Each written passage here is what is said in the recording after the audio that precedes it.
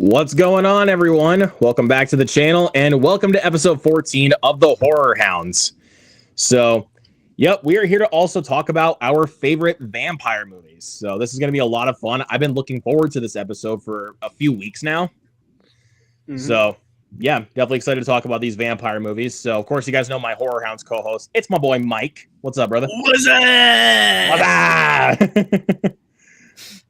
What's going on, man? Same old, man. I'm just exhausted. Long day. So I'm just excited to get to talk about my favorite genre and one of my favorite subgenres in horror. So, Hell yeah, dude. And we got a couple of special guests here tonight, first timers on the show. But of course, never first timers to this channel. Actually, our first guest, and our first guest tonight was actually our first collaborator on my channel, believe it or not. It's AJ Reacts 2. What's going on, AJ? Well, I'm honored. I didn't realize I was the first collaborator. That's awesome. Yeah, I'm good, man. Hold on 1 second. I'll be right back. Some technical difficult. Okay. I think I might be having some technical difficulties here and you'll there. be getting used to this with Luke. Yeah. It's how it is every Yeah, two. so We are having technical difficulties. I'm good now. okay. Yeah, I'm having a little bit of technical difficulties too. So if I, go in and out a little bit, just bear with me. No. I'm good though. I had a long day as well. I can relate to Mike. I'm house hunting right now, so that's always fun. Yeah. But yeah, I'm ready to get into this. All right. And also my Movie Fanatics co-host has joined us tonight. It's Michael. What's up, Michael? Yeah, good. You get to see me 2 nights here. 2 nights in a row. 2 nights in a row. Michael. Yay. My favorite celebrity. Nice. Yes. But yeah, it was a good day. Good day for me today. That's good, man. So anyways, so like always, how we kick things off with the show, we're going to talk about some recent horror watches. So we're going to go around a circle and just list the movies that we've been watching as of recently that are, of course, horror films. So, Mike, you want to go ahead and kick us off? Sure. So first thing, I ended up rewatching Evil Dead from 2013. It's just a fun ass movie, man. It's it's a blast. It's creepy, eerie, and has some gnarly ass kills. Probably got my favorite horror kill of all time with the feast on this motherfucker kill. It's fucking awesome. Rewatched Candyman, also one of my favorite horror movies. It's just so damn good. Yeah. Checked out Over Your Dead Body in theaters, which it's kind of like a horror comedy of sorts. I thought it was really damn good, actually. Jason Segel and Samara Weaving have really good chemistry, and Timothy Olyphant, Juliette Lewis, and Keith Jardine, I believe is his name. They were great, and it was a lot of good laughs, gory ass kills in this one, so it was a good time. I wanted to see it, but my theater already. Damn, really? That sucks. Yeah, Alamo pulled it, and now the AMC that's by my job is pulling it tomorrow. Damn. Yeah, it didn't do too well. So yeah, I mean, once it comes to digital, definitely try and check it out. Yeah. Then I rewatched 28 Years Later. You're talking about Over Your Dead Body? Yeah. Yep. Oh, okay. It went up against Michael, so Yeah, that makes Yeah. Rewatched 28 Years Later and The Bone Temple as well. Great duology. I'm loving this trilogy so far. Especially now rewatching 28 Years Later. This rewatch like nailed in the coffin. I fucking love this movie. So and then Bone Temple, of course, banger, my favorite movie of the year so far. And then the last one today, I ended up checking out this movie called I Am Not a Serial Killer, and it's based on a book. And I want y'all to watch this movie. It is severely underrated. I won't even like tell you all the premise. It's fucking cool as hell. Really enjoyed it. Really cool indie movie. It's on Shudder. Definitely check it out. Well, Yeah, do you know the year on that? The release? 2016. Yep. Oh, okay. Yeah, because I remember Mike 10 texted me years? earlier. Mike texted me earlier today and was like, "I got a recommendation for you. What you got?" And it was that movie. So I'm gonna put that one on my watch list for maybe sometime next week. So Yeah. thank you for the recommendation, buddy. Yeah, sir. All right. So AJ, you got any recent horror films that you watch? Yeah, I mentioned it on Nerd Talk on Sunday. Scanners. I watched Scanners for the first time. I appreciate that film for aspects, but the story wasn't all the way there for me. It was okay. But the practical effects were awesome, which that's Cronenberg. Like you expect nothing less from Cronenberg. Right. What else have I watched? The Mummy, Lee Cronin's The Mummy. I checked out in theaters, which is basically a Evil Dead copy and paste. It was a fine movie, though. It was fine. I didn't have huge issues with it. There are some aspects I liked more than others, as far as the story is concerned. But the scares, they're very Evil Dead-ish. So if you're into that, then that's cool. I do personally like Evil Dead, the Evil Dead franchise, but like I feel like this should have been a little bit different. I don't know. I guess Lee Cronin has his own style, so that's what he brought to The Mummy. And he recently talked about how he wanted to be involved in Nightmare on Elm Street remake, or some project on Nightmare on Elm Street. It's like that could be kind of freaky. That could be wild. But yeah, he brought a lot of Evil Dead isms over to The Mummy, and I'm still like kind of on the fence on how I feel about it.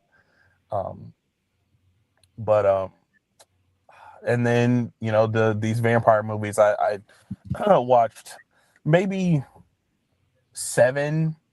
I feel like I watched around 5 to 7 vampire movies to prepare for this video. You avoided the 6. Woo!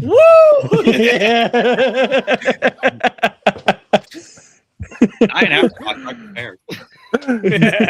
I watched about 6, 7 of Damn it.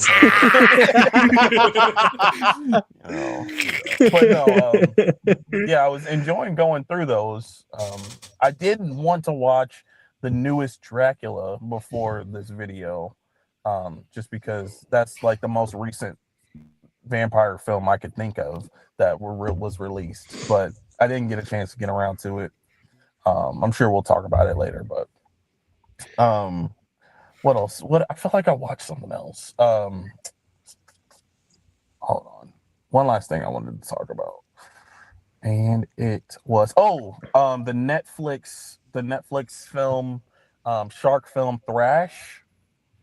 I checked that out last week, and I felt like that movie is getting a really bad rap.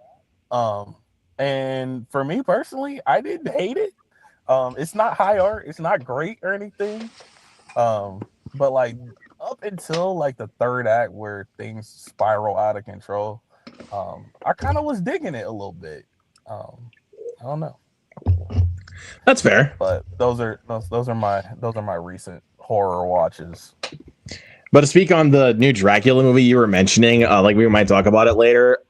I don't know about that because I did watch it not too long ago and I thought it sucked.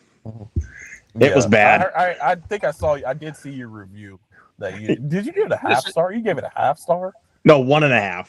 Like 1.5. Okay. I gave it a 1.5. You gave Thrash a half star. That was also 1.5. Oh, okay, 1.5. Okay. That's Dracula, right? Yeah, it's Luc Besson's Dracula. That one. What was up with those CGI gargoyles? Can anyone answer that for me? Nose for Diddy Yeah. right there, Luc Besson. Yeah, fuck that guy. But You seen it, Mike? Yeah, I I saw haven't. it when it was the secret screening or whatever, the Oh. AMC Scream Unseen. Yeah, it wasn't good. Is that what you were working at AMC when it was coming out, right? Or No, Did you no. work- did you work at I AMC? stopped working there. I stopped working there last June. So Really? a while ago now, yeah. really? Yeah. Up in here. I'm out of the loop then. Yeah. I knew you were working at the movie theater for Yeah, a no. while. And you were That seeing pay movies. was bad, dude. Yeah, I had a movie theater job too, so I know what the pay is like. Yeah. I definitely do. No. Yeah. It's rough. Especially working in Minecraft. That was Yeah. Say I don't make enough. the for this. memes. The memes are all real. The $3 an hour associate at Cinemark, getting popcorn thrown at. Yeah, that is real. I don't make enough for this, man. like, No, exactly. I'm fucking out of here. I'm Outta pretty here, sure bro. there's Well, actually someone that quit that weekend too, just because of it, and it's just like I don't blame you at all. I believe. Mike was, I don't Mike was either. a true survivor. Yo, Yeah, I left the week You that seen, Lilo you seen and the Stitch came chickens? out. Oh, yeah. Okay. Yeah. I saw the chickens. Yep. Yep. Well, Saw the actually, chickens. no chickens were at my theater, but there was someone who Okay. brought in a watermelon and dropped it on a guy's head, and they had to Oh man. stop an entire screening, called the cops. Like, oh my god, That's it was assault. bad. Yeah, exactly. It's quite literal Exactly. warfare, dude. Like, Yeah. my God. But really quick before we move People on, going crazy over a horrible film. you haven't even seen You it, dude. haven't Come seen on. it. I Don't have to. talk shit about a movie you have not seen. Anyways, I'm gonna hit a few comments here. We got Trenchy in the building. What's going on, man? That's my Thank you goat. for being here. We got my boy Noah in here. What's up, Hello, Noah? Also, my goat. Also, my co-host on the Bell Call podcast. That's right. Wait, Technical difficulties just come with the gig. You ain't wrong there, Yeah. Trenchy. Yeah. Oh, that's the highlight comment here. Michael is gonna come on and tell us all the vampire movies he hasn't seen. There's probably a bigger list. Yeah. There's Oh, probably there's a a We'll have to see. We'll No, have there's to a small see. list. There's a small list. of ones that you haven't seen. Yeah. Let's see. Just finished The Grudge with Sarah Michelle gellar, and it kind of sucked. I like that one, but I get it. It's The okay. Like, it's Japanese not like I think I gave that one a 3. I think I gave it a 3 out of 5. I think I gave it like around a 3.5. Like, I don't quite remember, but it's not horrible. Japanese one is way better. I haven't seen the Japanese one yet. It's on my Voodoo, man. Check it out. I'll check it out, but to kind of speak on like that realm, I've seen the Japanese Ring. The Japanese Ring is fantastic. Like, Yeah. it's a great movie. Well, which It ones builds would you tension prefer? fantastic. Which ones would you prefer, The Ring or The Grudge? The Ring. Ring. Absolutely. The Ring by a country mile, dude. Yeah. Like, Both versions of the Ring over both versions of the Grudge. The Ring was just more effective. Like, Wait. and plus even with the American remake that Gore Verbinski directed, like how he builds and sets up scares and tension, he sets it up perfectly. Damn near perfect horror movie. So freaking good, dude. Like, I'll never forget the first time I watched it. It scared the shit out of me. Yeah. It's Um, damn good. Actually took me a long time to warm up to that movie for whatever reason, but yes, Yeah. Quick version. truther right there. Yeah. He's talking about the American one from Gore Verbinski. Oh, gotcha. Yeah.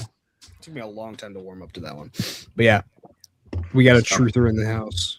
Thank you, thank you, Trenchy.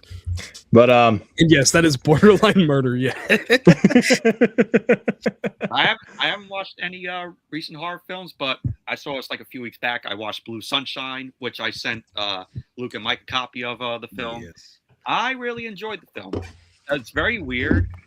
Basically about like this drug called Blue Sunshine, which is like LSD, and the people that take it go crazy. They start to lose their hair. They go bald. They start murdering people. It's a very crazy film. yeah, it's It's a cool, like, interesting type of 70s horror movie, but it's very weird. Very, very weird. Like, Yeah. Would you say it's weirder than Altered States? Oh yeah. to some degree. But Yeah. Altered States though is fantastic. But like Blue Sunshine, it's I think Mike, you said in your Letterboxd review, but it's Blue Sunshine's also kind of cheesy at the same time. Yeah. I gotta say though, the 4K that you sent looked fucking dope. Yeah, the 4K looks great. Yeah, look. Is it weirder than Under the Skin? Because that's like one of the weirdest horror films. I don't know I've about seen. that one. I don't know about that there, bro. Under the Skin is great though, but no. Yeah, that's one of the Sunshine, AJ? weirdest. What's that? Have you seen Blue Sunshine? I have not seen it, so have It's to add definitely that worth to a my watch. list. Yeah, I have to add that to my list. All right, so I've got a few that I can mention. Not as much as before, but rewatched Final Destination Bloodlines, aka the best Final Destination movie. So good one. Mhm. So good. Would you say it's the best out of all of them? Yep, out of all That's 6 what of he them, just it's said. easily the best That's one. what he just said. Yeah. Listen, open your ears. Oh, man. I heard. I just wanted to get some comedy in. Oh, of course you did. Keep it Right. going. I feel it was not on purpose. Yeah. The next one, I want to shout out Mike for this one as a recommendation. Watch Bones, the Snoop Dogg movie. Severely underrated movie. I like that one a lot. Movie. It's Yeah. vampires and ghosts at the same time. It is so out there, but it is so good. Snoop is probably smoking that hemp in it. Oh yeah. Oh, I just for watched sure. it. I mean, I just watched a Snoop I Dogg gotta movie see it. last night, I Baby have it Boy. on my DVR. oh, that's a good one. I like that one. But yeah, Bones was really, really cool. Even though I think our main characters are like not the most memorable, but Snoop Dogg, he elevates that movie. Like he is awesome in that movie. And then rewatched Talk to Me. Phenomenal. Just as creepy as I remember, dude. Holy shit. One of my favorite horror films in recent memory. So good. And then rewatched Queen of the Damned, the sequel to Interview with the Vampire, which I did not know until a year ago that it was a sequel. But I enjoyed that. I really like that movie. It's definitely very cheesy and campy, but I do like it. I'm pretty sure actually Queen of the Damned is the third story in that universe. It's Interview with the Vampire, Vampire Lestat, and then Queen of the Damned, which That's connected? I did not realize that. Yeah, I didn't notice that either until I think Mike, you told me about that. And I was like, that's kind of crazy because I just watched, like, the first time I watched Queen of the Damned was like on a whim, and I didn't even know it was connected to Interview with the Vampire. And that was Aaliyah's final film because I think she passed away after that. Yep, may she rest in peace. Wow, that's a piece. And then I didn't log this yet because I haven't finished it, but after we log off the stream, I'm going to finish it. But I've been rewatching The House That Jack Built, the Lars von Trier movie. Oh my God. I used to hate it, but rewatching it, I'm not gonna lie, I kind of love it. Honestly, it's really disturbing and fucked up, but movie is like the most disturbing movie I've ever seen in my life. I haven't even seen it or heard of it. It's really good though, dude. It's got Matt Dillon, who was an archaeologist turned serial killer. Oh shit! And it's kind of going over like these the incidents that happened like while he was being this serial killer, and wow, I got chills just thinking about that Matt movie. Dillon, I'm sold. that movie is wild. There's a scene that has to do with David Bowie, and I love it. Yeah, he's not actually in it, but like Yeah, I know what you mean though, but yeah. Fuck. Yeah, that movie is. But- I can't lie. like, That's so like disturbing. kick out of.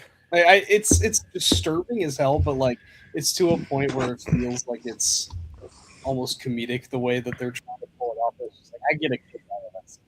I do like the poster though that you put in the group chat of it. It's really good. Like I used to hate it for some reason, but like now that I rewatched it and like I'm really starting to come around on it. So But Yeah. that's not going to Sometimes- mean that Lars von Trier is going to win me over, because Yeah. I had Some- watched. Oh, go ahead, AJ. Sorry. I was just saying sometimes it takes a couple watches to come around to stuff. That's Yeah. all I was gonna I say. mean, Mike mentioned 28 years later. That one took a long time for me to catch up on. God, how many watches of that movie do I have now? I think- five I think fucking watches before. I watched it 4 times. 4.5 for me. Yeah, I watched Wow. it 4 times now. I was gonna say probably over 50. I ain't seen it as much as 28 Days Later. I will say that. 28 Dicks Later is actually a good. That's a totally different movie. Totally different Probably movie. actually. Unless you keep that one to Now yourself. we all man. know. Now we all know what film Mike wants to get made. Turn the camera off. Turn the mic off while you're watching that one. Yep. Is that lotion I see in the corner? What the hell? Yeah. What the hell?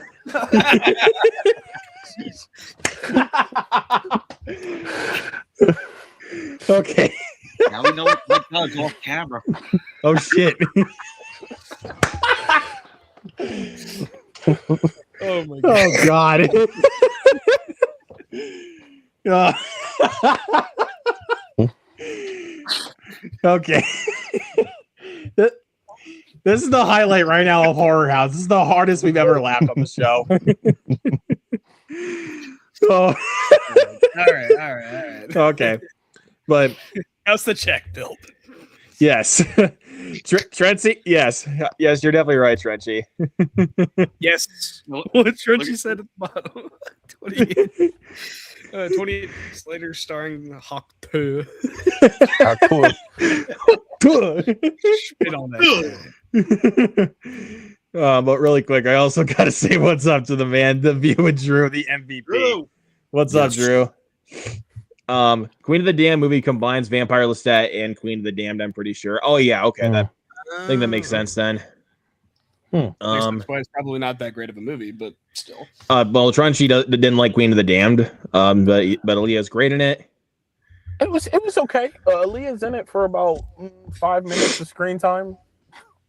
But she does make she is really good in it though. Yeah, Like, whenever she's on screen, she's awesome. I love her whole aura. She's not in it for almost at all, and I was pretty disappointed with that. that's kind of a weird way to market the movie. Like, you market the movie as Queen of the Damned, and then your Queen of the Damned is Aaliyah in 5 minutes. And she's plastered all over the promotional stuff. She's on the poster and look at this. You think that she's gonna be in it, Yeah. the whole time. Nah, But about no. 5 to 10 minutes. Yeah. Who plays Lestat in that one? Stuart Townsend. I don't even know who that is. Yeah, I didn't. Yeah, know they who got it was someone either. very unknown, but Tom Cruise definitely plays that part better in Interview with the Vampire, like by a country mile. But Which that's the Did- first movie that's on my list of vampire films I haven't seen yet. you need to get around to it. It's What, my it's interview pretty damn with the good. vampire? I do have Yep. it in my collection. That's they made a series, a TV series, and Yeah, I heard they- it's pretty good. Yeah. Yeah, I think it's on Shutter. I'm pretty sure It's on, I don't remember if AMC they're as well. doing. Yeah. 'Cause they're adapting that trilogy of books. Let me. Yeah, they did that, and they did Mayfair Witches, which I like with Alexandria Daddario. Oh, of course. Oh yeah, she is. In it. I mean, hey, can Hey, you blame them? I mean, you can't, Can't- not really. can't really blame You know them. what Mike was doing watching that show. God damn. All right. But now that we got that out of the way, now let's talk about our favorite vampire movies. So just one by one, we'll just go around and just mention one film, of course. So yeah. So just here we go. So Mike, go ahead and start us off, man.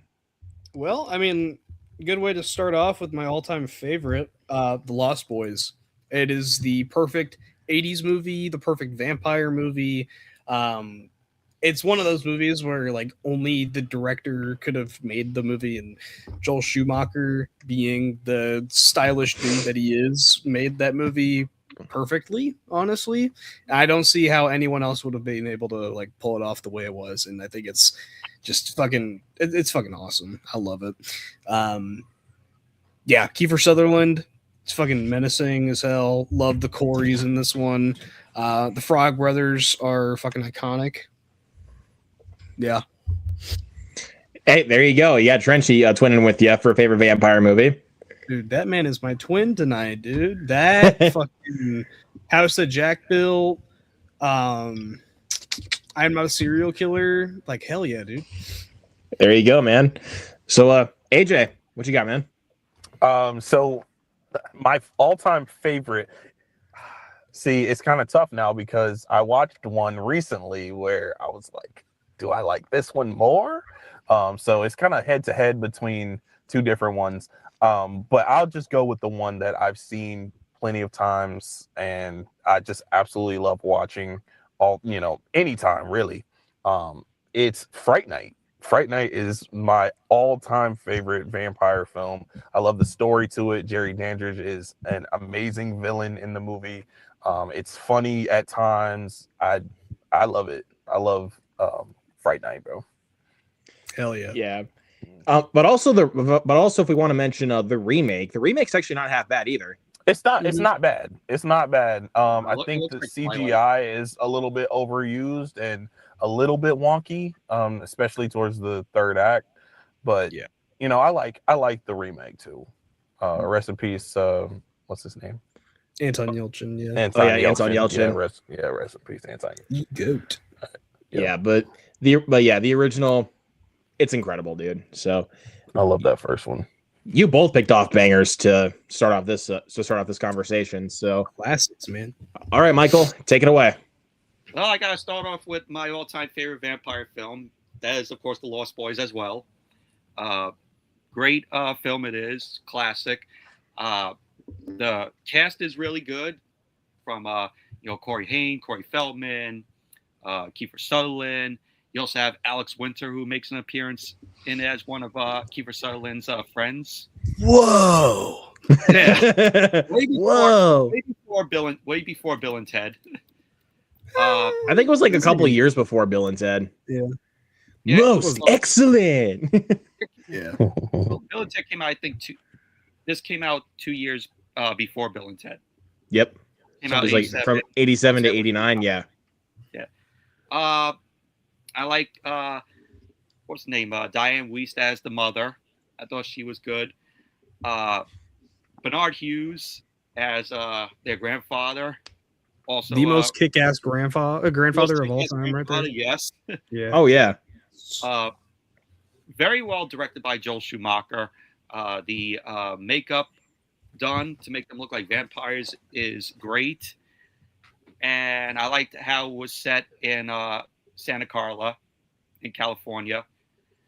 And what more can I say about it? It's just a great, perfect vampire film. It's fantastic, dude. It's one of the vampire films I always go back and rewatch all the time.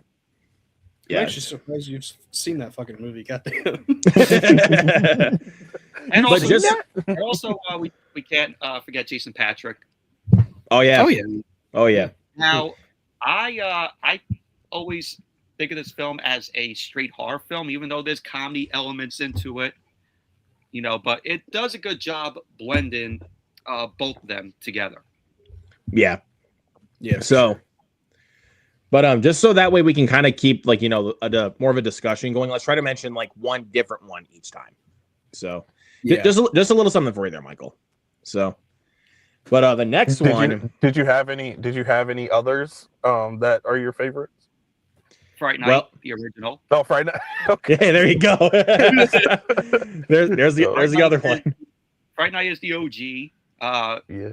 Directed and written by Tom Holland. Chris yeah. Sarandon as Jerry Dandridge, good villain. Yes. This film, I guess, gave Tom Holland the chance to have Chris Sarandon be in Child's Play. Mm-hmm. Yep. That's pretty cool. William Ragsdale as Charlie Brewster. Good casting. Really enjoy his character. Amanda Bierce, also perfect as Charlie Brewster's girlfriend, love interest in the film. Yes, this is the film that got her in to doing the TV series Married with Children. And Can't forget Evil Ed. Oh yeah, Evil you Ed, can never Evil forget Ed. Evil Ed, dude. Evil Ed. yeah, Evil Ed too. Come Stephen on, Brewster. Jeffries, you're so cool, Brewster. You're so cool, Brewster. But very good. I like the makeup done on them to make them look like vampires, especially Amanda Bierce's character. You know, when I think they're in the attic and she has that like sort of like shark mouth that's on like the poster. Yeah, that shit's gnarly. Yeah. Yeah, Yeah. that The was one- done really good. The one thing with that movie, I never understood how Jerry Dandridge turned Evil Ed into a werewolf. Yeah. I get that. I was trying to piece that together for a second. I'm like, oh wait, yeah, I get it. could never understand how he turned into a wolf instead of a vampire. Yeah, I get that. And you can't forget the hero also of the film, Roddy McDowell. Peter Roddy Vincent. McDowell. Oh yeah, Roddy McDowell, dude. The goat. But really quick, I want to hit a couple of comments here really quick. And yes, So- I watched the original Fright Night over the remake. Remake I called Oh, yeah. Twilight Night because it looks like Twilight. It's actually pretty solid, dude. I'd actually recommend it. It's good. What I'll shout out is the remake, Michael. No, I Oh. never will. You honestly should though, dude. Give it a chance. It's not as classic as the original, but it's pretty damn good. So Trenchy is shouting out the original 1920s Nosferatu, which is a classic. Mhm. In original vampire lore, vampires could be. There you go. Okay. That makes sense. In original vampire lore. Because it kind of blends like at the time modern Oh. age kind of vampire tropes to of course like classic vampire tropes. Like being I- invited in and whatnot. Yeah. Yeah. And I So- feel like a lot of different vampire movies have different rules that they go by. They don't have to go towards abide by all the rules from all the vampire films, because in Vampire, John Carpenter's vampires, like crucifix and garlic don't work or something like that. And I was like, Yep. what? That's Hey, wasn't that the same thing with cla- like Abigail? Is like they had like a crucifix and it just like completely didn't work at all. something Yeah. like that. Or garlic didn't work. I can't Yeah. remember. Well, no, which one, well, yeah, the garlic didn't work because they grabbed a bag of onions. So, well, there Sammy, you go. those are fucking onions. There you go. well, I don't cook. I don't know. So, anyways, but the one that I'm gonna shout out as my favorite vampire movie is, of course, the one in the background here is Nosferatu, the 2024 Robert Eggers Nosferatu. Really, just very good one. Nosferatu. They're all But fantastic. I mean, they're all fantastic. You talk about the 20s movie that Trenchy pointed out, or the Werner Herzog 1979 movie. Those are fantastic. But if I had to pick a specific one, it's Robert Eggers Nosferatu. Like, just Fair. the setting in the I think 1830s is when it's set in Germany. Like, phenomenal production design. And the one thing that I think honestly makes that film stand out is that it's basically just natural lighting. Like, they use candles as their lighting and not just, studio film lights. And it's amazing how Eggers was able to pull that off. Nicholas Holt's fantastic. Honestly, I think one of the most underrated actors working today. He's phenomenal in that. Lily Rose Depp is fantastic. But Bill Skarsgård as Count Orlok, you can't even tell that's Bill Skarsgård. Like, holy Chef's kiss. shit, what a performance. Chef's kiss. Like, and he had to train with opera singers to get that throat vocals, to get the voice of Count Orlok, and he did that wonderfully. Yeah. Can I call Now- a best supporting actor snub, please, for Bill Skarsgård? Where the hell was that at? Major Dick. No. I've heard some divisiveness about Lily Rose Depp's performance in that film. What are you guys thoughts about that? I can't Because say there is They're there only is complaining. They're only there- complaining because it's hypersexualized. That's The- literally. Yep. I Or they I probably watched it. I watched it and I was like, I kind of understand where they're coming from. Not the hypersexualized part, because like that. Okay, that's that. But like, I think some people's issue was it was a little over the top as far as the just performance in itself. And I could see where they were coming from, but personally, I thought it was a great performance. Yeah. But like, I could see where people might think, okay, that she's doing a little bit too much right there. But yeah, that's just my thoughts on it. Well, they probably seen her acting from the show that she was in on HBO, The Idol. I was literally about to bring that up. Yeah. Yeah. Way better than it was in the. I have not. Well, I have not seen any of that. Yeah, I haven't even bothered because I've heard it was terrible. So Yeah, I heard it was. I've seen clips, and I already don't care for The Weeknd. So that's my own thing, though. That's my own personal. yeah, that's just you, bro. Like that's just I you. know. Everybody loves The Weeknd. I'm not a Weeknd. I like lover. The Weeknd. I like his music, but do not watch that film. Edge of Tomorrow. What was Hurry up tomorrow. Hurry up tomorrow. That's bad. It's bad. Yeah. But I was gonna say with Lily Rose Depp's character, like I feel like her kind of over the top kind of acting was to kind of show like what kind of danger she feels like she's in because of Count Orlok coming back to Visburg, specifically for her. Mm-hmm. So, and I thought she did a really good job pulling that off. So, As did I. So, yeah, I think I've seen it like 9 times now. Like every single time that I watch it, it honestly just gets better. Like That sounds about right for you.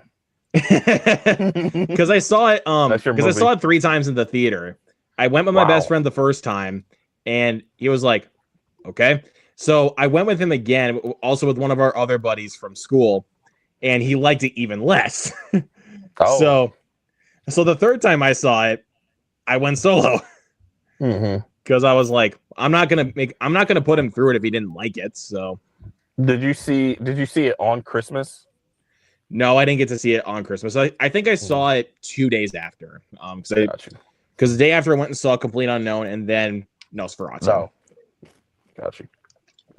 I was at least glad that my theater got Nosferatu because I did not want to make my drive out. I did not want to make a drive out to go see that in the theater. Like, honestly. So I was happy my theater played it. So, but yeah, had to start off with that one. Love that movie. So, Nice. All right, Mike, the floor is yours. Well, do I bring up an obvious one or do I go for like one of my actual favorites? Well, I mean, it is one of my favorites, but still. Do I go an obvious one? Hey, go for it. You do you, man. Fuck it. Sinners. Fuck yeah, dude. Let's go. Yeah, let's go. Yeah, Sinners. I mean, at this point, I could see it becoming a classic. It's just fucking phenomenal. The production design to the actors to the effects to literally everything about that fucking movie is fantastic. What they go for, it's like musical horror action. Like there's some comedic moments in there too. It's all perfect. I genuinely think it's a perfect movie. And outside of probably like the Batman and probably like one other movie, I can't even think of anything else, but I genuinely couldn't tell you a more perfect movie from the last couple of years. So yeah, love Sinners. So Probably damn Ryan good. Coogler's best film. Yeah, Oh, I'd say so. Yeah, for sure. Yeah, great choice there, dude. It's so damn good. Yeah, and even though it didn't win Best Picture, it's Best Picture in our hearts. It should have. Good. It should have won Best Picture. I agree that it's a great film, but I don't find it to be perfect personally. I think One Battle After Another was the better film. That's just me. Okay. Hey, I know, it's your opinion. It's your opinion, AJ. And I don't. But the thing is, I'm not mad at people that think that it should have won Best Picture because it is a very good film. It is phenomenal. I think my issue with it is I feel like the film doesn't start to pick up until maybe 40 minutes into it. It doesn't start being a vampire film until 40 minutes into it. Um, although I'm mildly interested in what's happening up until that point. And I even rewatched the film and I was like, yeah, it's kind of slow moving up until the vampires are introduced. And even then, we get to the juke joint, and there's time that goes by that, yes, we have some amazing performances and things like that. But like, I'm ready to get to the meat and potatoes of it. And that doesn't happen until maybe 15, 20 minutes after the juke joint opens. So that's my personal thing. I'm not mad at anybody that doesn't have a problem with that, but that's just how I feel. Yeah, but We get the Sinners, introduction of my but once goat it, Delta Slim, so what'd you say? What? we get the introduction of my goat Delta Slim. So like, there's that. There's that. Yeah. There's that. But yeah, so I guess I'll go.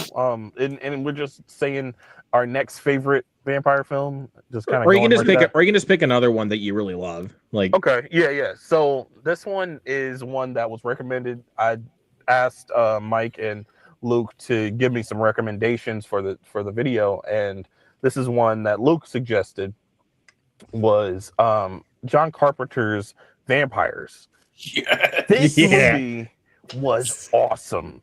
I absolutely loved it. I did not expect for this movie to be as cool as it was, mainly because I haven't heard a lot of people talk about it. I know that it's, I know that it's pretty well known, but like after watching, I was like, this is dope. Like, why aren't more people talking about this one and being one of the best vampire films?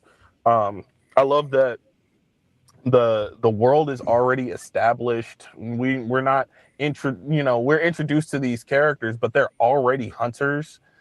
So it's not like we're building a team and stuff like that. They're already a team. They're doing their thing. Something crazy happens. They get like most of them get demolished, and then the whoever is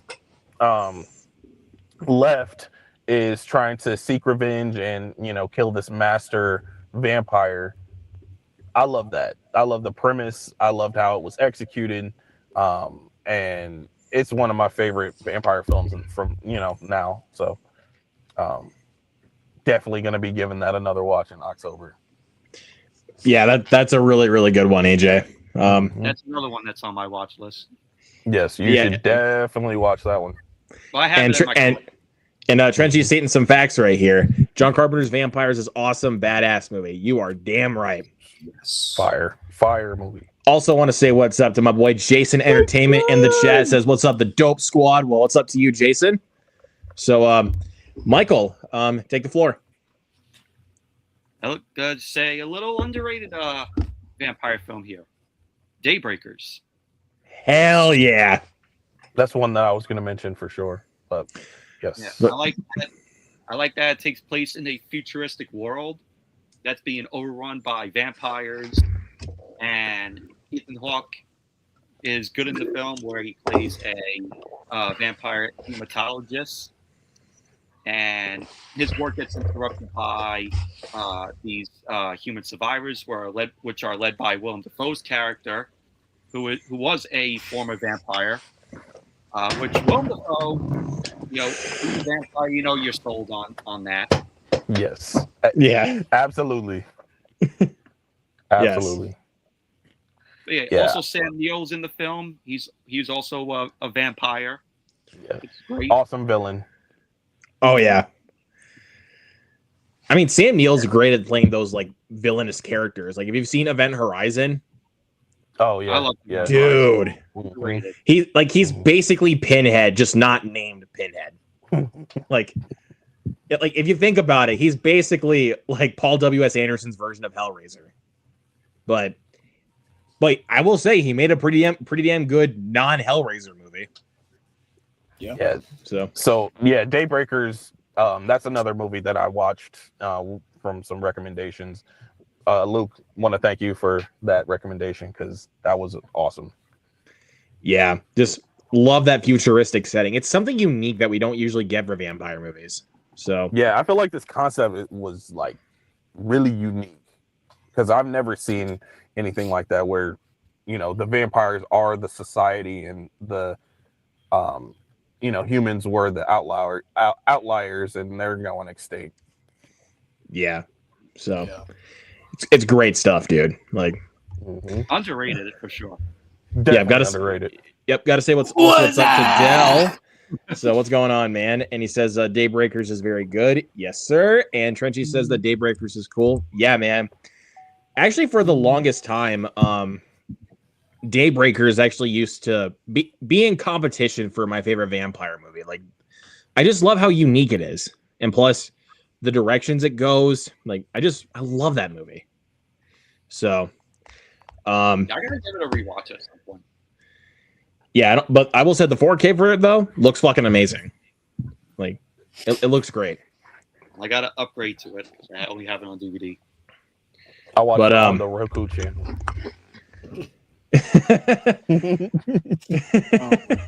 Way to go!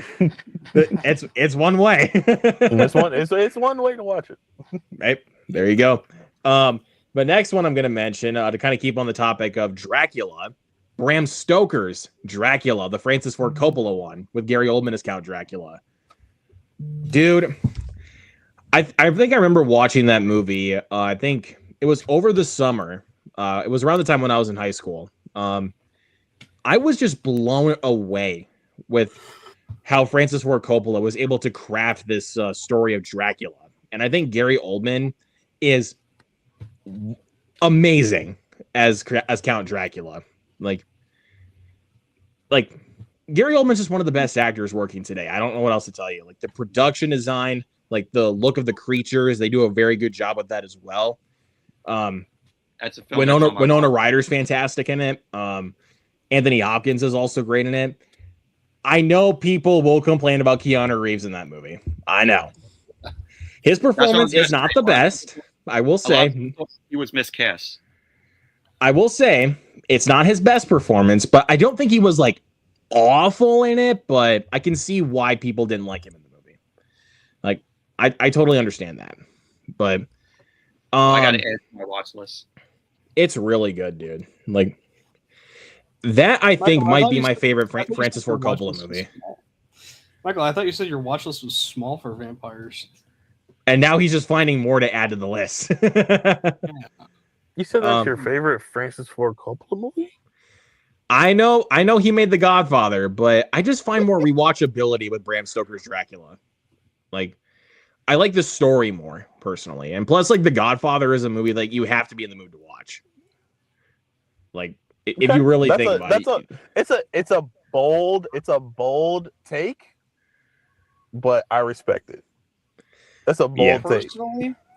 Personally, from the ones I've seen, I'm not going to include Nicolopolis because the movie is so oh, it's bad. It's bad. The ones I've seen, I would say...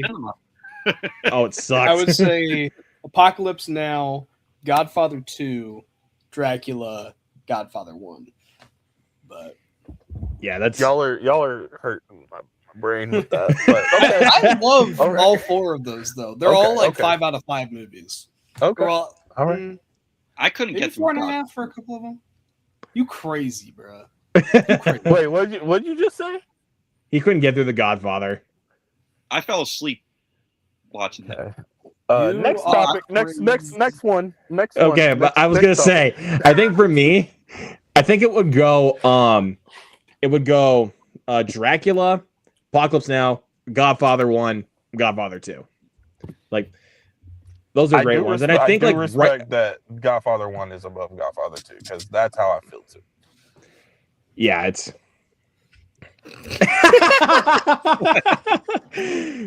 Dracula over The Godfather. Unsubscribe. That is very unsubscribable.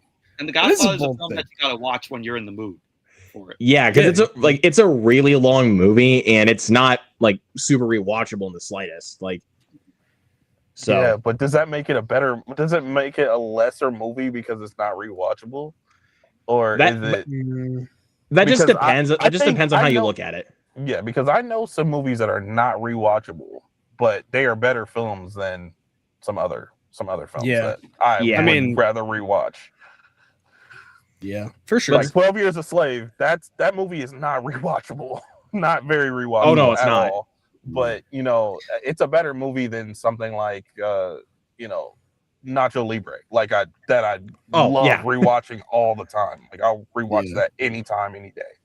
I mean, shit, Apocalypse Now, like that is not rewatchable at all, but that is my favorite Coppola movie. Yeah, it's not. Apocalypse fair. Now is not rewatchable, but like sometimes you like brought up. Oh, go ahead, Luke. Sorry. I was gonna say, like sometimes I take rewatchability into account. Like sometimes that is what sometimes will affect a movie for me, but that just depends on what movie you're talking about precisely. Like The Godfather's like perfect. Like that is a perfect movie, but is it like a rewatchable movie? No, not really. But for me, it is. But like I understand why other people don't want to rewatch it. I understand. But for me, I can rewatch that movie. Yeah, I was gonna say Trenchy. Yeah, Trenchy said Outsiders is his favorite Coppola, which interesting. Outsiders is a really good one. I think I put that like right below Godfather 2, personally. I've actually never seen Outsiders. It's good, dude. It's really good. Yeah, AJ, I watch the. Oh, go ahead, Michael. I live out here in New York. I live in Staten Island, and the Godfather house was filmed. The Godfather was filmed out here. Oh, wow. Hey, there you go. Wow. Hey, it's close to home, man. On your own turf. And the house is still there. Wow. Hey, there you go. Yeah. So, AJ and I are fucking boring when it comes to like filming locations. We're both Hoosiers. So yeah, we're Hoosiers. Yeah. So there are some movies that are based in Indiana. I feel like a lot more.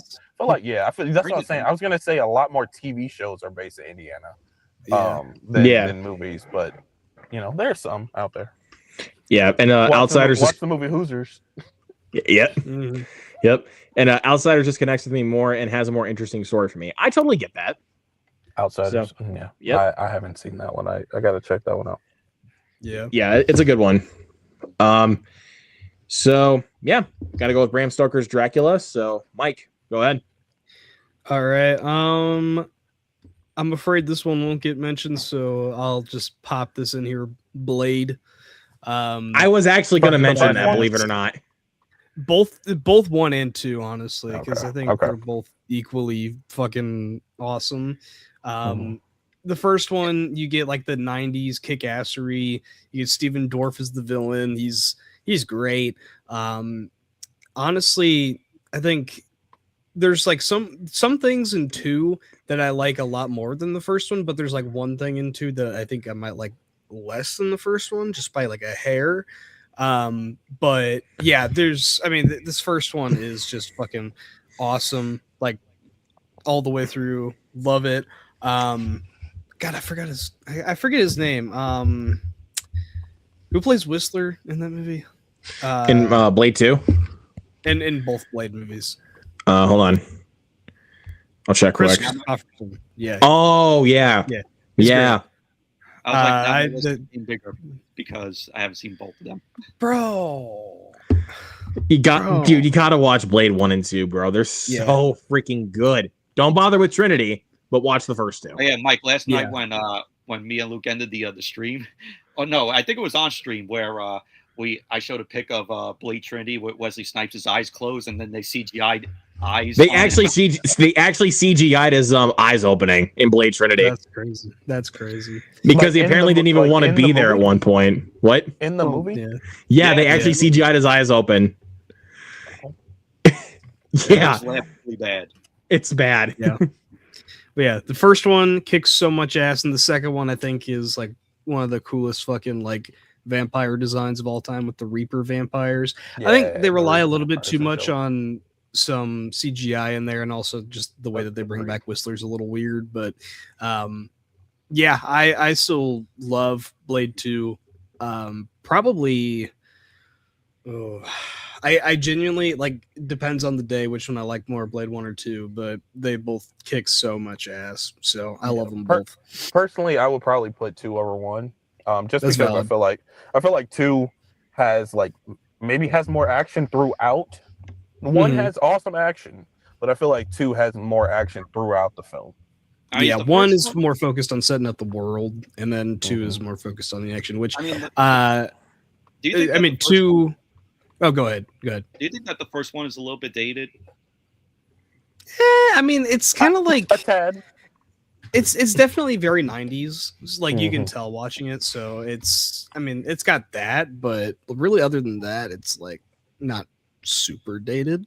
But Yeah, I feel like there's some aspects in two that are a little bit more dated than the first one, personally. But which is Like kind of the- strange because that one came out in the effects. early 2000s. Like, yeah, but it's got And- the early 2000s weird CGI, slow-mo shit. yeah, Yes. Yes, it was definitely at that time when you could tell that comic Yeah. book movies just couldn't figure out like how to do effects. Where it's like, how do we do this? What Yeah. the fuck do we do? It was in It the was era a- after the Matrix and all that shit. They want to be Yeah. like Matrix. Oh yeah, for It sure. was in the yikes era of superhero movies for sure. Oh, Yeah. 100%. But hey, I got to give it credit too. I completely forgot to say it, but Blade 2 also has the Del Toro touch. So Yeah, that is very true. And you can feel that Del Toro was involved and directed that film. oh yeah, And 100%. the tone itself and the designs, you could tell. Yeah. Yeah, By the way, AJ, this is what it looks like in Blade Trinity. look at that. Wow.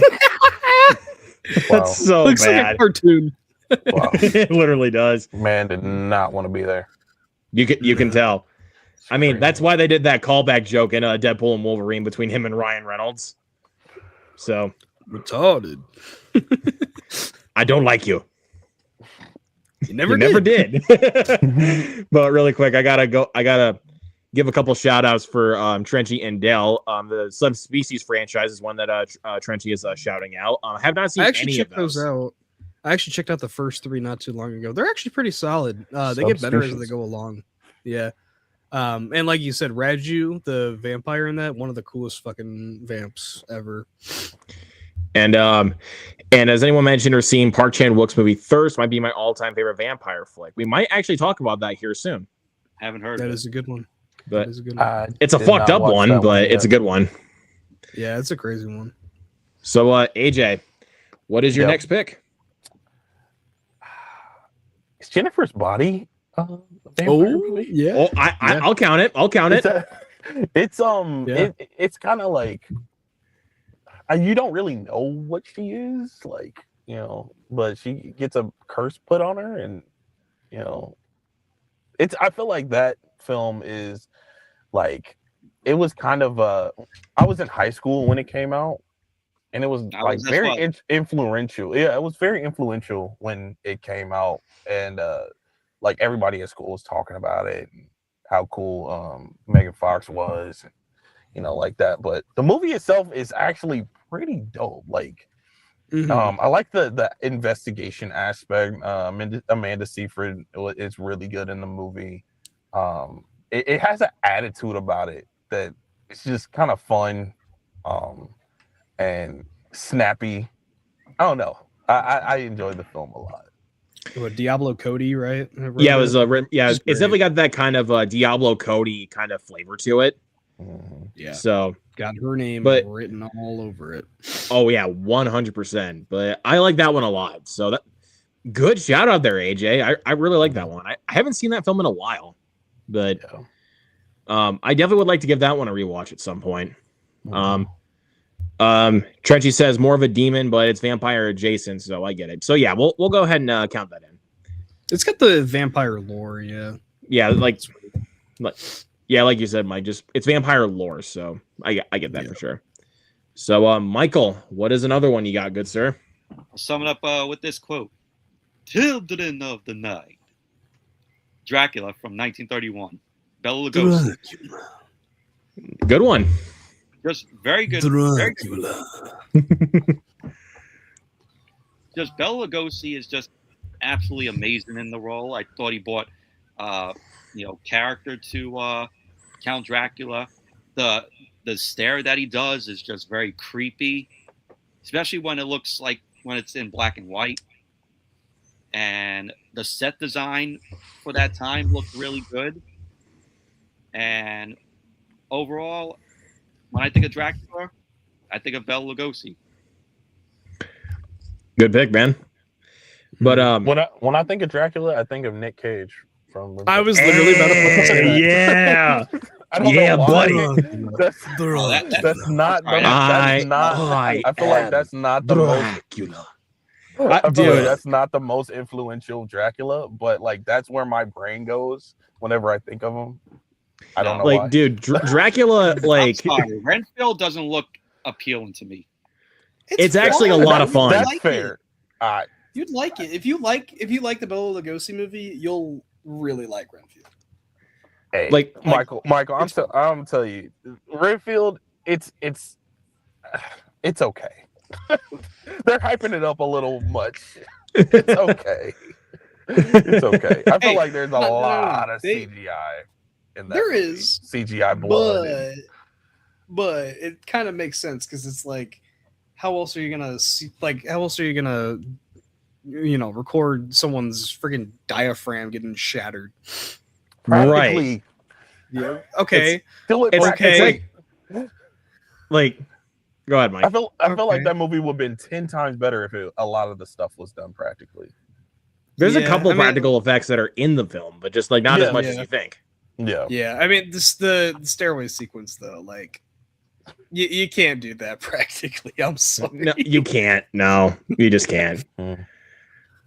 I mean, even the Mortal Kombat style kick at the end, like towards the end of the movie. That's what I'm talking about. Yeah. yeah, like that's kind of hard to pull off practically. So, but But I Yeah. do agree. Some of the CGI Of does course. look a little iffy, but it's fun. You'll It's a enjoy fun it, honestly. movie. I will say it is a fun movie. Yeah. I And wouldn't of course, particularly it's call it good though. Yeah. Of course, Yeah. It's fun. No, Michael, I don't mean this in a negative way at all, but your movie taste reminds me a lot of my grandpa. And he loved Renfield. I don't mean that in a negative way at all. Like he loves the Bela Lugosi movie, and he got a hell of a kick out of Renfield. Like that's one of his favorite movies. So Don't take offense, but you're like my granddad. well, back in my day, man, my grandson went to go see that Renfield movie back in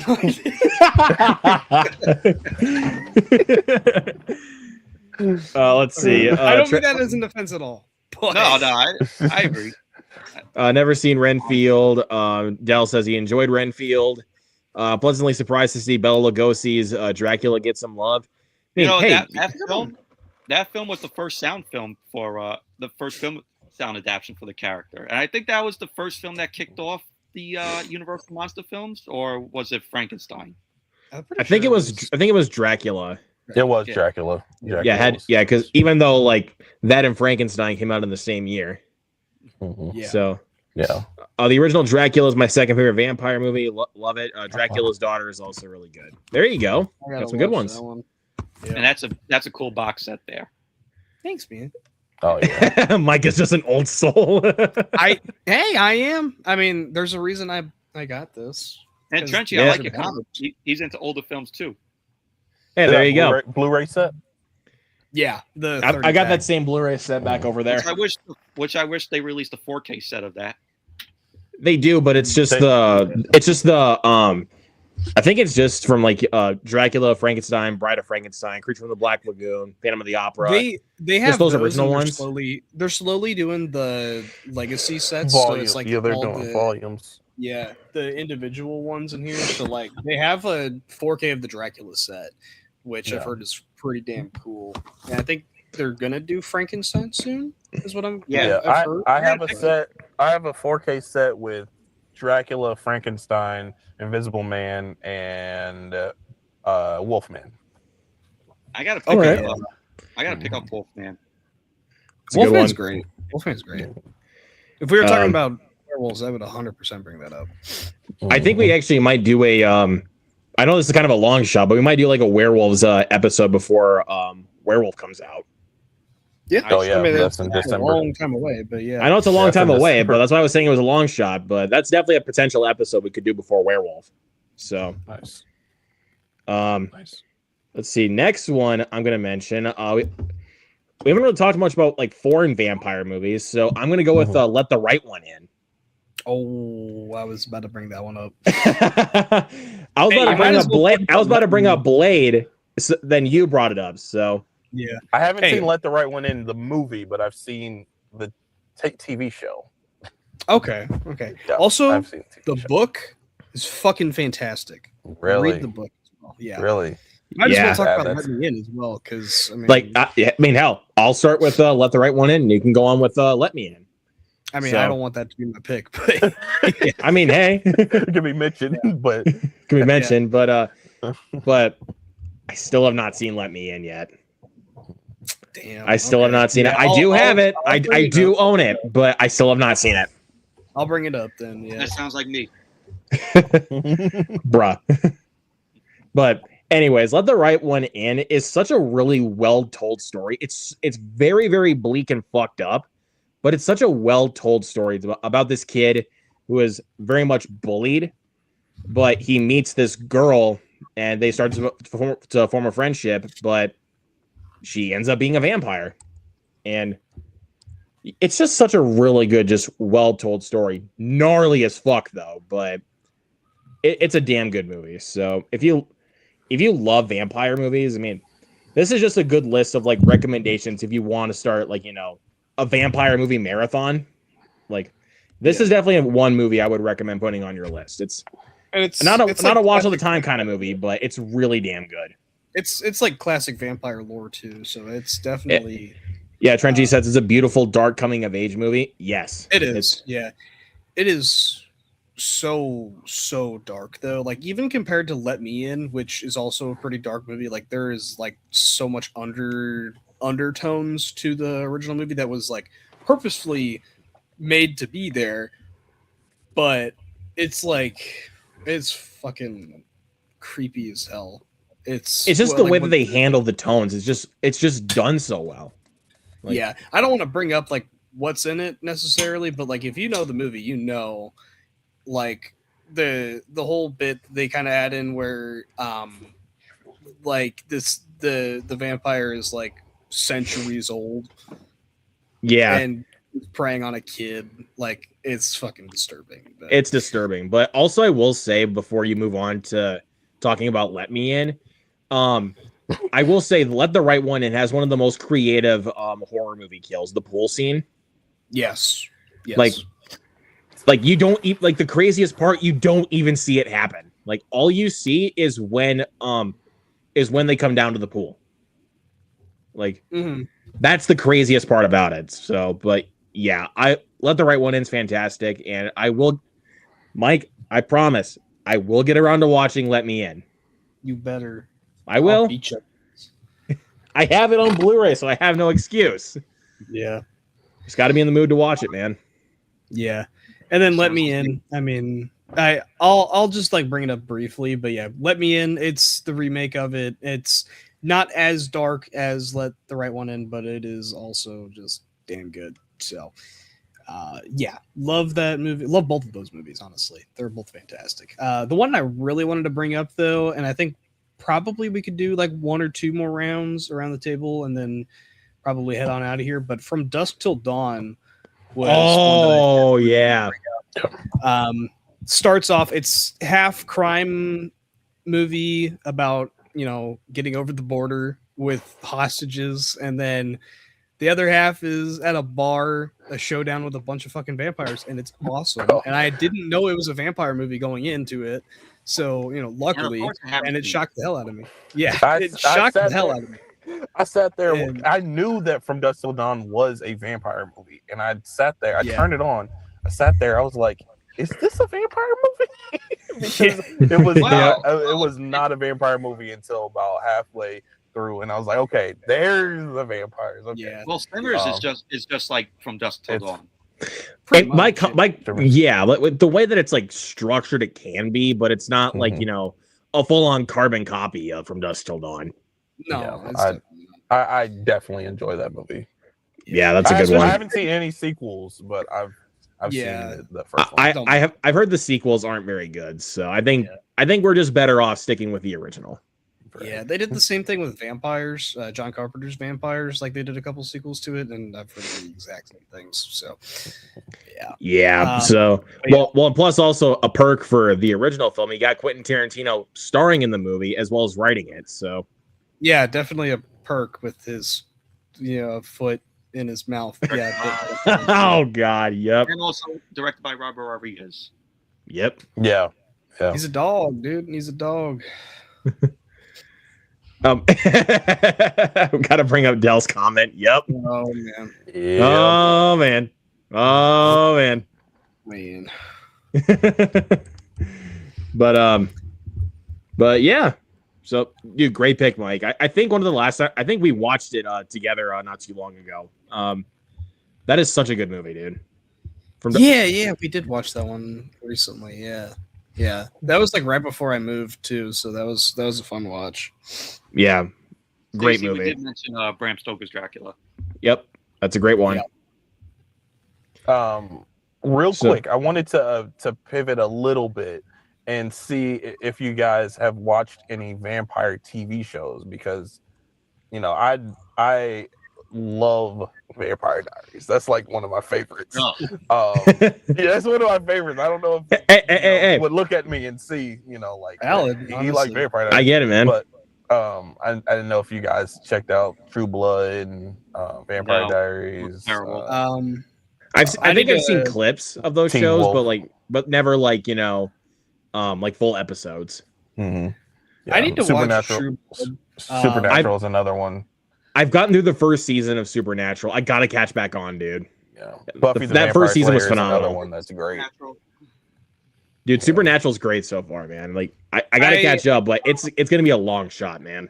Give It's me, unfortunate give me Buffy over Buffy the Vampire Slayer over Supernatural. Yeah, You gotta watch Supernatural, Unfortunate. It's unfortunate that the Buffy reboot got canceled. Yeah, I know. Yeah. The remake, reboot, sequel, whatever. I'm still binge watching the series. Yeah, it's pretty good. Yeah. Mike, were you gonna say have something? seen- Yeah. I was gonna say I've seen Midnight Mass, the miniseries. Oh on that. yeah. That's Oh, one that yeah. I need to watch. I think I'm gonna watch that in October. Yeah, Because I like. I gotta watching watch that horror soon. Series in October too, along with movies. So Yeah. that's the one I think I'm gonna watch. Yeah. But I'm gonna try and watch Yeah. the other two Mike Flanagan shows I gotta catch up on. It's the Midnight Club and Fall of the House of the Usher. House of Usher, yeah. Yeah. I just gotta those catch up on three those as well. I gotta catch Yeah. up on those shows in general. I've only seen The Haunting of Hill House. Amazing Blind show. Manor is pretty cool. Another Yeah. show that I watched. Blind Manor is just sad. It is. But, I feel but like dude, that Haunting of story's Hill been House told was so many phenomenal, dude. I love The Haunting of Hill House. Haunted Yeah. Hill House is fantastic. One of my favorite shows. Yeah. Yeah, another show So that good. I watched years ago. It was called Midnight Texas, and it dealt with vampires. Midnight Texas. Okay. Yeah, That's a new one. Where can you find that? It only lasted 2 seasons. Okay. Maybe Let me see what it's on. maybe on Peacock because it aired on NBC. Oh gosh. Oh, it's let's see, Midnight Texas. Apparently, it's not on any streaming service. It just says on IMDb that you can only rent. They can rent or buy it for like $15. Got you. I actually enjoyed the Let show. me just actually look on Google because I think that'll be a bit more accurate. Midnight Texas. Yes, 2017 to 2018. Nope, I was wrong. Still just a rent or buy. It's not streaming anywhere. Has anyone seen the From Dusk Till Dawn show? Because Yes. that one's Oh, I the haven't seen show? that. No, I haven't seen that. No, I okay. haven't, actually. So, Dell's got a good one here. What We Do in the Yes. Shadows, the movie and TV show. Bingo. Yeah, that's a Good comedy, pick. right? Taika Waititi. Yep. Yeah. I don't think I've seen the movie all the way through, but I've seen clips of the TV show. I've seen clips. My wife watches the show. I've seen clips of it. I definitely pretty want to funny. watch the movie in full, though. I mean, I like Taika Waititi, so I'll give that one another shot here at some point. What We Okay, Do in the so Shadows is dope. Only seen the movie though. Nice. All right, so I guess I'll go. All right, go ahead, AJ. So my next film, I guess I'll go Underworld. And All right. My favorite in the franchise is Evolution. It's the second one, but I do like the first 3 quite a bit. The last 2, don't love them, but yeah, the first three are really cool, and the third one is kind of a prequel. So, but my favorite is Underworld Evolution. I love the aesthetic of those films. I love the war between. Funny that you mentioned Underworld. That was the first R-rated film I ever seen in the theater. Wow! Nice. Wow. But I vaguely remember it though. It's been a long. I only watched it once, and that was back when it came out in 2003. Oh yeah, it's a good one though. Theaters? I did see it in theaters. If you don't mind me asking, how old are you? I'm 34. Okay. I am 32. I'm 33. So we're the unks in the chat. You're the unks in the panel. On the panel. Yep. Really quick, I want to point out Mr. Michael Entity's comment. What's up, buddy? He says, "From Dusk Till Dawn is my favorite vampire movie." We just talked about that. Yeah. We got Stevie in the chat. Says, "Hi, I just finished watching Salem's Lot." Which one? Which one though? The 2024, the 70s Salem's Lot. Yeah, the 70s is the 70s one is superior. I don't think I've seen that one all the way through. Like I remember watching parts of it, but like I don't remember the whole movie. So I'm gonna have to watch it soon. I think it was a mini series though. But I have seen the 2024 Salem's Lot that came out on HBO Max. I did like that one. I think the aesthetic of the vampires in that one is really good, and I like the ruthlessness of them. In that one. And he said, "The really connect with the story that much." I get it. And Trenchy says, "Rise of the Lycans is the best Underworld." Okay, yeah, Rise of the Lycans is fire. I love that one. I like it. I just wish they fixed the lighting in certain moments because I could see that. Because there were some moments where it was like you can't see shit. So yeah, I gotta dive back in. I've only seen the first movie, so yeah, you should definitely at least watch those first three. The last two, you can take your time with. Watch those first three. If you guys want a great vampire movie to watch, then watch Vampire's Kiss or Scooby-Doo Legend of the Vampire. Oh yeah, Vampire's Kiss with Nicolas Cage. With Nicolas Cage with that new face. Yeah. That's all you have to do. I've actually never seen that. Never heard of it. I think I'd only heard of it because when Chris Stuckman used to do those Hilariosity reviews, he had a clip from that movie as part of the intro. Where he's like, "I haven't misspelled anything, not once, not one time." I only just know that film because of the Nicolas Cage meme. Yeah, that's another reason why. I'm guessing I'm alone in my hatred of Rise of the Lycans. Wow. Okay, man, but I get it. I get it. I do like Rise of the Lycans. It's just the lighting needed to be fixed. Yeah, this beautiful face. Yeah. All right, Michael, take the floor, man. What do you got? Well, I have another underrated one. Not one that people have probably heard of, but Stacy mentioned it in the chat though. It's a film called Innocent Blood, and it's directed by John Landis. This is a comedy horror film, and pretty much it follows this woman, Marie, who is played by Anne Perliard, who played Nikita in La Femme Nikita. And she is a vampire. And she finds herself pitted against like this mobsters who are led by Robert Loggia. And Robert Loggia becomes, a vampire later on because Anne Perliard's character ends up, going with Robert Loggia's character to his mansion for dinner. But it wasn't for dinner; it's because he wanted to rape her, and she ended up overpowering Robert Loggia's character and turns him into a vampire. And it's pretty much basically her trying to take down Robert Loggia, who is trying to build this whole empire of vampires. And it's an underrated, interesting, fun movie. I'll admit that the pacing is very slow, but still it kept me entertained. And when Robert Loggia becomes a vampire, he steals the movie. he's just very over the top in his role.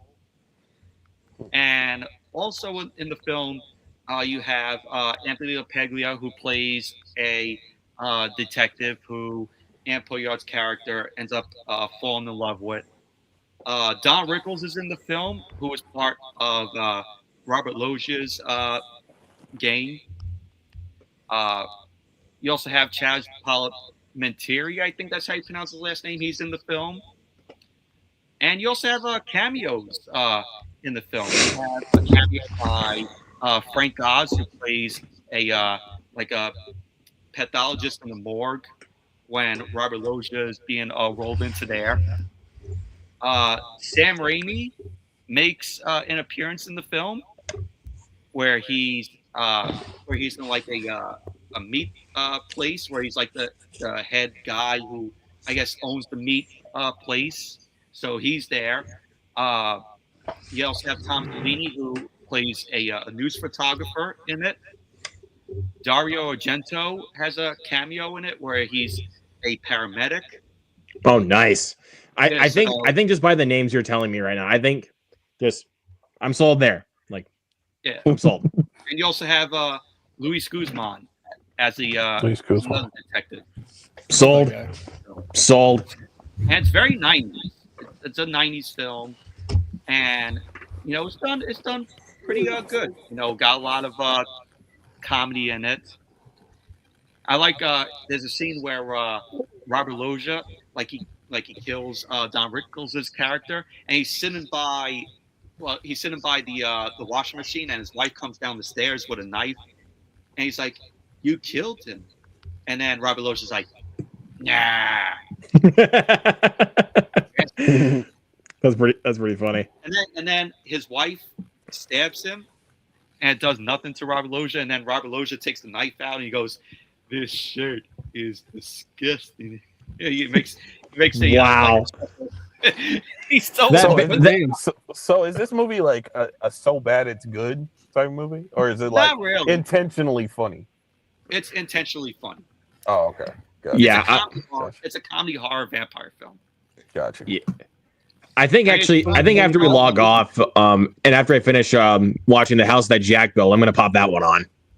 If you like John Landis and if you like An American Werewolf from London, this has the same type of humor as in American Werewolf in London, but with vampires. I mean, American Werewolf in London is one of my all-time favorites, dude. So I love It's that. my favorite. Oh, it's John on Landis. Tubi.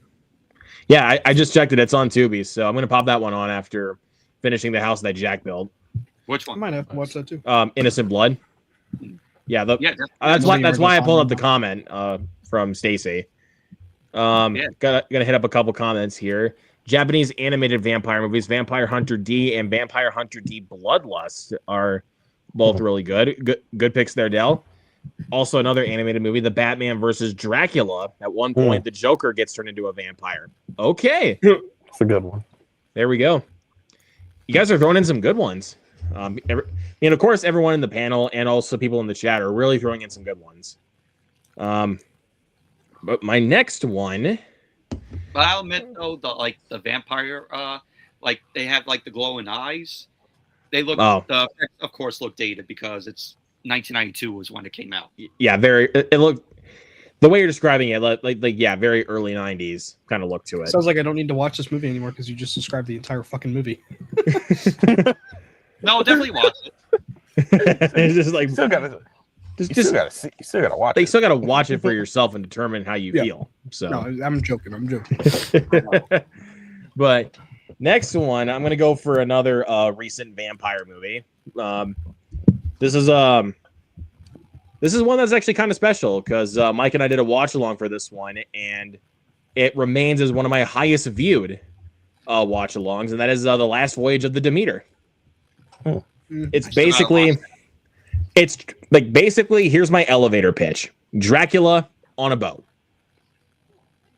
There you go. Yeah, it's literally from the book Dracula. So yeah, It's just like one chapter taken out of Dracula and stretched into a 2-hour movie. I will say it is a little repetitive from time to time, and it's definitely a slow burn. But it's really good. Like I think the performances are really good. Some pretty gnarly kills at points. And also I really like the look of Dracula. I mean, even though it kind of has a very like gargoyle kind of look to him, but I really like the look of Dracula in that one. Andre Overdahl directed that one, and he's a pretty underrated director. I mean, he's directing the new movie Passenger coming out next month, which I'm looking forward to. I'm looking forward to that. So, but he's a really solid director when it comes to the horror genre. In like scary stories to tell in the dark, that's a pretty solid one. So, yeah, I got to go with that one. So, there you go. So, I forgot to mention one thing about Innocent Blood is it has some actors from The Sopranos in it, way before The Sopranos even came about. Oh, wow. Nice. There we go. Yeah. All right, Mike. So you guys just want to go one more round, or? Yeah, let's just do one more. All right, let's go one more round then. So, all right, Mike, take it away. Well, to round us out, I wanted to bring up another recent vampire movie with Abigail. I know this one's special to a lot of people. Actually, I know. All of us. Yeah, I mean, yeah. For us, Jacob Hubbard, our buddy, and then Cody Leach. We've had him on here, so yeah. Big thank you to Luke for introducing me to the film. Hell yeah. Yeah, you're welcome, man. And he sent me a copy of it. Oh yeah. Hell yeah. Yeah, it's a lot of fun. Radio Silence. I don't know if I'd say it's my favorite of theirs, but I don't know. It's either this one or the first Ready or Not. Maybe I honestly don't remember what my ranking is of them, but it's just a lot of fun. Great vampire effects. Great just performances from the vampires themselves. Dan Stevens in the third act goes fucking nuts, and I love it. So, he does. Yeah. I mean, Abigail's great. I mean, just in general, Dan Stevens steals the whole movie. Like, he really just does, his comedic timing is just so perfect and just so on par. Like the moment we quoted earlier on in the stream, Sammy, those are fucking onions. Or like when he's just going on a freaking tangent, like after they tried to like go after Abigail, but she freaking turned Peter into a pincushion. Like, again, it's just his line delivery that makes it funny. So, but yeah, that's a great one to end on there, Mike. That's a good one. Oh, yeah. I had one more that I wanted to bring up briefly though. Near Dark. I recently watched it. I think it's an awesome fucking movie, honestly. It's vampire western, which you don't normally see. And it's got some of the most memorable vampire characters, honestly. Lance Henriksen's character, Bill Paxton's character as well. They're awesome. Like, love that movie. Would you rank it in the top 3, like with like Lost Boys, Fright Night? No, but I definitely say like top 10. It's a good one. But yeah. I still gotta watch Near Dark though. Like, I remember Mike texted me at one point, like, that it was finally back on Shudder, and I was like, "Holy shit, I'm gonna watch it when I get home." And then he's like, "Oh wait, no." Yeah, no, fucking Letterboxd lied to me. Yeah, if I get lucky finding it out in the wild on Blu-ray, I definitely will buy it, like either DVD or Blu-ray. But that's a hard one to come by on Blu-ray. It's a hard one to come by because I think it's out of print, like way out of print, like very very out of print. Like, so, and let's see, Stevie says Near Dark is a gem of a movie. Still got to see it. Yeah. Recently saw Near Dark for the first time as well. Very good, nice. Near Dark is fantastic. Make Home Alone make a Home Alone vampire movie. It would have been fun for a part 3. Not sure about all that, but it's an idea. It's an idea. Basically, end up asking us what's our favorite character and scenes from Lost Boys. I haven't seen the movie in a while, so I can't really recall a favorite scene. But favorite character, probably Kiefer Sutherland's character. Grandpa. Yeah, I like Bernard Hughes as the grandpa. Kiefer Sutherland, of course. Although, like, when I first watched that movie, like when they were on the beach, that scene scared the hell out of me because you see Kiefer Sutherland pop up out of nowhere with the teeth. Oh yeah, that gave me a jump scare there the first time I watched it. Yeah, for sure. What about you, AJ? Hot take. I'm not a huge fan of the Lost Boys. Really? Oh, I didn't really. fair. I just that's why I just let you guys That's have fair. that one when you guys were talking about it. But Also- I don't hate the movie. I just like it. Okay. That's fair. That's fair. Hey, Oh. it's your opinion. So I don't recall like any scenes that I like loved or anything like that. But Favorite scene, I gotta say, the fight between Jason Patrick and Kiefer Sutherland's characters. Mm-hmm. It's a good scene. So, but yeah, AJ, what's the last vampire movie you want to mention? well, before I do that, I was gonna ask you guys: Have you guys seen 30 Days of Night? Yes. Okay, that's one that I was gonna mention. That's one that wasn't mentioned yet, and I was wondering if you guys had seen it. Yeah. But yeah, that's one that's definitely notable. Honorable mention. But yeah, the last one I'll have to say is Van Helsing. I really enjoy this movie. Very adventurous. Kind of its time. It's a little dated with the CGI and stuff I was like gonna say, that. But it's a dated film. it's a little dated. I'm not gonna lie. But it's fun. It's very adventurous. Stephen Sommers, and the director of the Mummy, the '90s Mummy, and it's a fun movie, man. It's over the top as well. It's over. It's over the yeah. top. It's over the top, but it's a good time whenever you put it on. So, yeah, that's one that my buddy John recommended to me a while ago, and I watched it, and I kind of loved it for what it was. Yeah, it's a fun movie.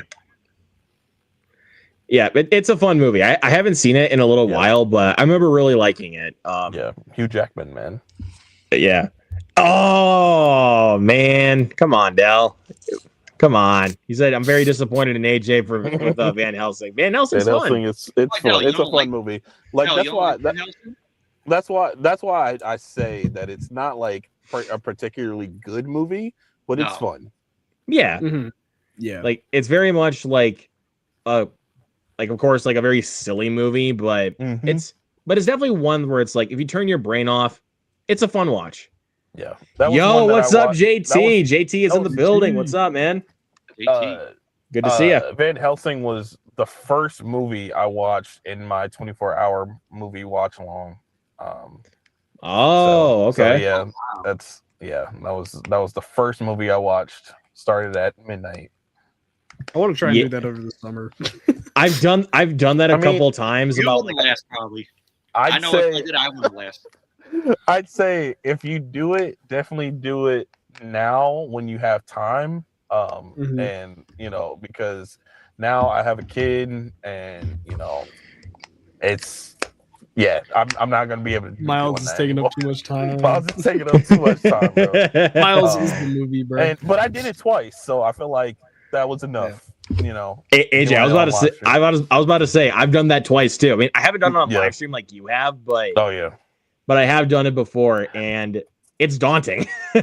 Yo, and I could probably do it now, off of live stream, but doing it on live stream, that is like a whole nother thing to tackle, bro. It's a whole nother thing. Being on live stream for 24 hours. Yeah, it's like you got to try to keep the audience like very entertained for 24 hours. Like it's a daunting task. The thing is, like, not everybody, was in the chat the whole time. They pop in, pop out. They're like, "Oh, are you sleeping? Oh, I caught you sleeping." Caught you sleeping. But yeah, it was something else, man. I don't really know what possessed me to do that, but I did. I'll probably do it again at some point, but I have to have like a full day off of work. Yeah, and what I probably shouldn't have done was first time watches. Should have watched stuff that I knew that I liked, because some of those movies I was like, I don't like these. I had to suffer through them. I think if I remember correctly, I think there were a couple of ones that I recommended to you, and I was like, yeah, maybe that wasn't the best idea. It's all good, bro. It's all good. It's all good. It's all good, man. We can keep it moving. I don't want to take up too much time. Sorry. Hey, all good, man. All good. So, all right, Michael, take it away, man. Last one. All right. Well, make it count. All right. Well, 30 Days a Night was mentioned. I gotta put that as my honorable mention. I like 30 Days a Night. I think it's I like the setting of the film where it takes place, in a month-long polar night where it's just very dark. The vampires looked really good. Josh Hartnett did good in the lead. Melissa George, she did pretty good as well. I liked it was a different setting where it was out in like the snow. Mhm. So yeah, I like 30 Days a Night. But a favorite of mine that we didn't mention here, I Am Legend. Oh, okay. Yeah. I always thought those were like zombies. So when I was looking up vampire movies, that came up. So I was like, I thought they were like zombie creatures, but It's I don't it's know. weird. They have like the abilities of vampires. They have the look of vampires, but it's like zombie lore. It's weird. Yeah. Yeah, So, like, it kind of plays on like zombie and vampire rules, basically. Yeah. It's Also, kinda like are we talking the alternate ending or the theatrical ending? Because it better be the fucking alternate ending, or I'll We're beat your talking about the ass. ultimate ending. Okay, good. Okay. Because that theatrical Alternate ending. ending fucking sucks. The theatrical version ending ruined the movie. Yeah, Like, Yeah. they're even making a sequel with the alternate ending as the canon ending.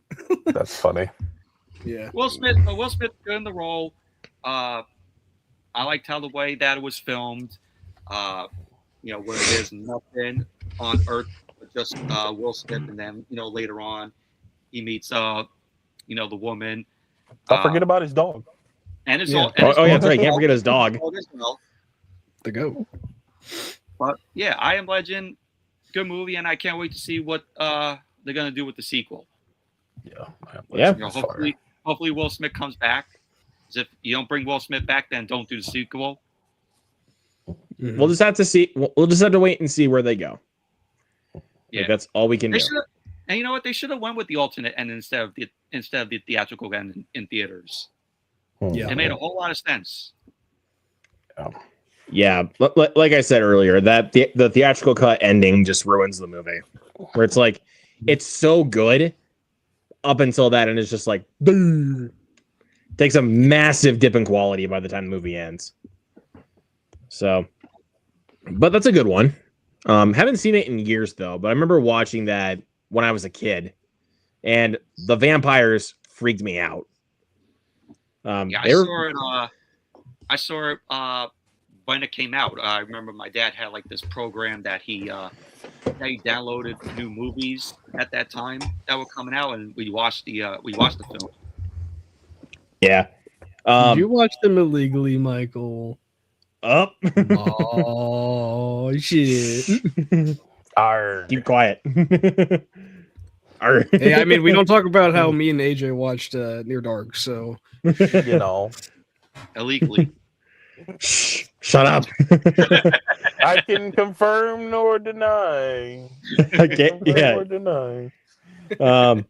But if I want to throw in one as throw in a couple of honorable mentions, I definitely want to throw in Renfield for sure. I really enjoy that movie. Like, it's a lot of fun. It is. It's fun. And I find it and it's pretty rewatchable. I haven't seen it like since I did the watch along for it a couple of years ago, but it's a really fun movie. You said it was rewatchable. Is it better than The Godfather? No, not even close. Oh, As far as like Yeah. fun goes, though, then Yeah. Renfield. but- It's definitely more fun than The Godfather. I'll tell you. yeah, that's kind of what I'm leaning towards here. But Yeah, for sure. and definitely also want to mention Thirst, the Park Chan-wook vampire movie. Very, very fucked up but very unique and very interesting for the type of vampire movie that it is, though. Really, really good stuff. But the last one I'm going to mention, I talked about Queen of the Damned, so why not bring up Interview with the Vampire as my last one? I watched it for the first time last year, and you have Tom Cruise as the vampire Lestat, and he is incredible as the vampire. It's a very much like kind of operatic kind of style of vampire movie, which I really like about it. You also got Brad Pitt in there as well. Directed by Neil Jordan, I think his name is. Let me double check on that really quick. While we're on it. Let me see. Interview with the Yep, directed by Neil Jordan. Yeah, you got Tom Cruise, Brad Pitt, you got Antonio Banderas, you got Christian Slater, Kirsten Dunst in one of her earliest roles. You got a great cast. Yep, and also you got Thandie Newton in there. Great, like I said, great cast. And I just love Tom Cruise as Lestat the vampire. Just love the style that it goes for. So, yeah, really, really good movie. If you haven't seen that one, that's a high recommend. You mentioned Antonio Banderas. What's up? You mentioned Antonio Banderas. Yeah, he's in it. Oh, okay. Yeah. So Dell makes the interesting thing on I Am Legend. They were going to go with that one with what we call the alternate ending, but test audiences hated it, so they did reshoots to give us the one that wound up in theaters. Well, the test audience sucked. Yeah. Fuck them kids, bro. Yeah. Okay. He's got, let's see, Trenchy's got other ones, including Transfiguration. Stakeland is one I've been wanting to check out. I've heard a lot of good things about that one. Langella's Dracula, Once Bitten, Blood and Donuts. Yeah, I've heard of Once Bitten. I haven't seen it yet. Reflecting. Yeah, he's definitely bringing up some ones I haven't heard of, but Stakeland is one. Some underground ones. I was just saying those are some underground ones. Sounds like. Yeah, but like I said, I've been wanting to check out Stakeland. I've heard it's like a post-apocalyptic style vampire movie, and also Daniel Harris is in it from the Halloween movies. So, want to give that one a shot. Nice.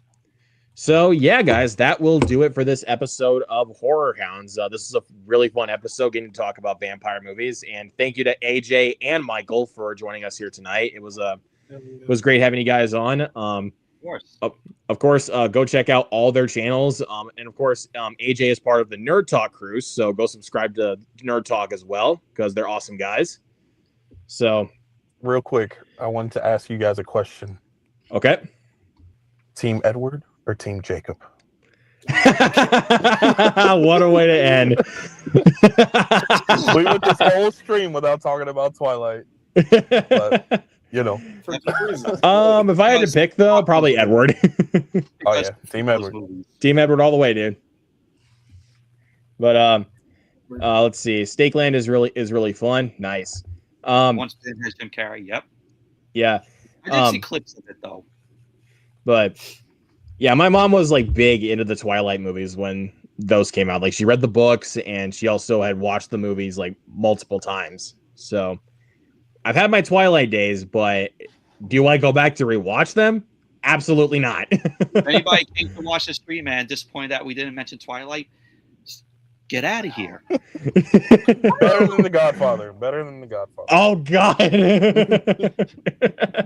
mean, it's absolute cinema. Come on. Absolute cinema. Yes, sir. But